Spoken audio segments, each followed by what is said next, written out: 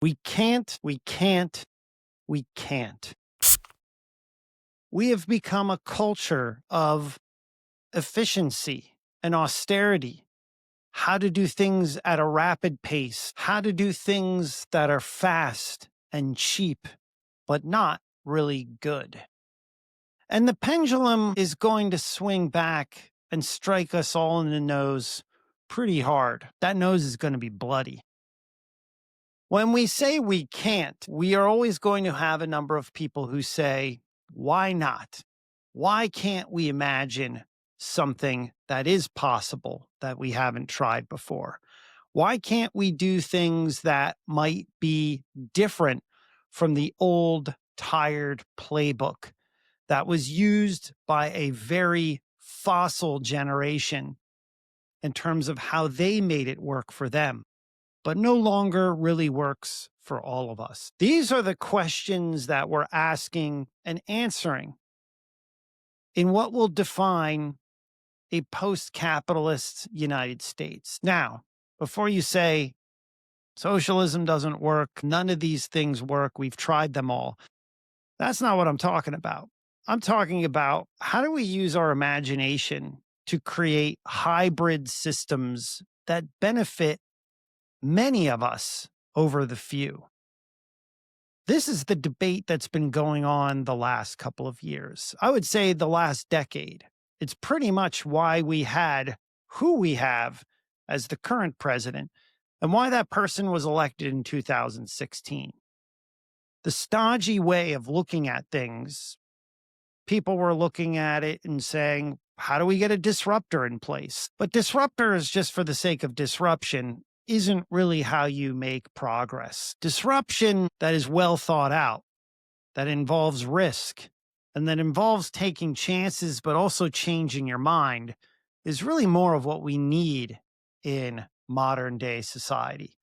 We lack most of that because of these media systems that we've enabled, where it basically puts an emphasis on who can be loudest, not smartest, who can be the most boisterous, not the most humble, and who is always right over, hey, I tried that, maybe it didn't work.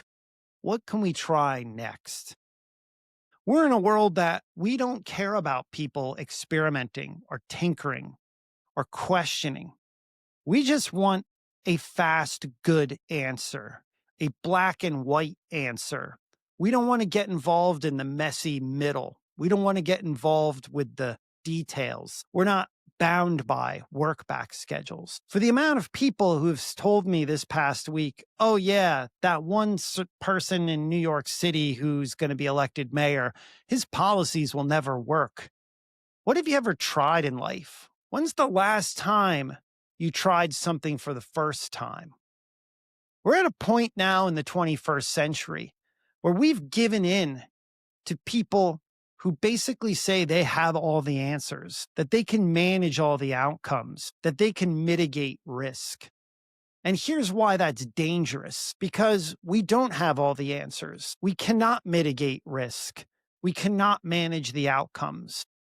Right now, we're looking for leadership, leaders with vision, leaders who can imagine and reimagine what the 21st century can look like.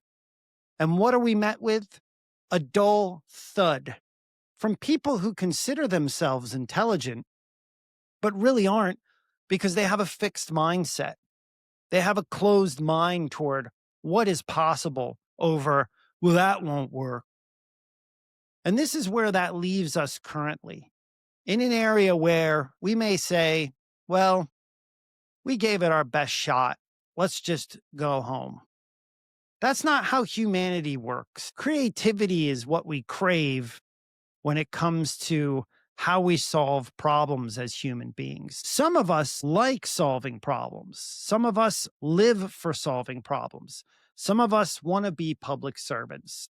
And we should ask, how do we get more of that in society? How do we have more people imagining what things could look like rather than degrading taking chances? I blame a lot of this on how we prepare people for life. Education is interesting. It isn't to get you to critically think in the American system, it's to get you to comply. And this is where we sort of have to make a rearrangement of the social contract. How do we get people to think again? How do we make America think again? How do we make it imagine what it could be in the 21st century? There's a great book. It's called The Fourth Turning. Every 80 years, a society undergoes a revamp or a reset based on generational theory. You have basically a number of people who say, hey, this is what's possible. We call them dreamers. And then there's sort of like a reset where people start to say, wait, this is starting to break down and decay. Maybe it's not working for everyone. And then we get into a crisis. And then a hero generation comes along and saves us from that crisis and plots us into a new course where we can go for the next 80 years. So I ask all of you, where do we want to go for the next 80 years? Sure, you might be like me and say, wait a minute, I'm not going to be here in 80 years. Why does it matter? The point is, you want to leave this place better than you found it.